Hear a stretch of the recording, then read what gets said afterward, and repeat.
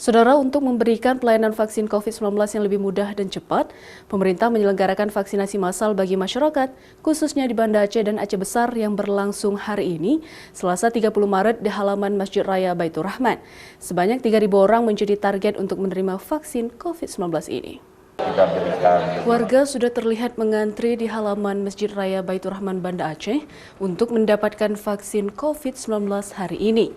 Vaksinasi massal COVID-19 ini digelar dari pagi hingga siang hari yang diperuntukkan kepada warga terutama untuk lansia, pekerja di ruang publik, pelayan publik termasuk TNI Polri, pelaku ekonomi esensial, dan masyarakat umum lainnya.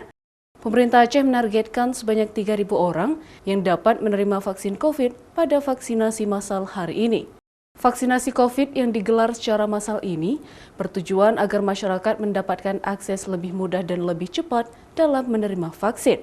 Menurut Gubernur Aceh Nova Iriansyah, dari target 478.489 pelayan publik yang menjadi sasaran, baru sekitar 7,6% yang telah menerima vaksin tahap pertama, dan tahap kedua baru 1,4%.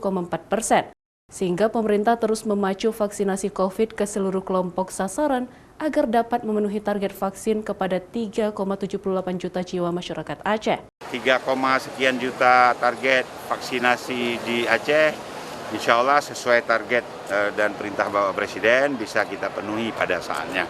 Dan saya mohon dukungan juga dari media agar membantu, mengajak, mensosialisasikan agar vaksin ini cepat kita selesaikan. Setelah divaksin, sepertinya lebih percaya diri aja sih, udah senang, lega, tinggal menunggu bagaimana nanti berikutnya dan vaksin keduanya. Tapi senang bisa vaksin.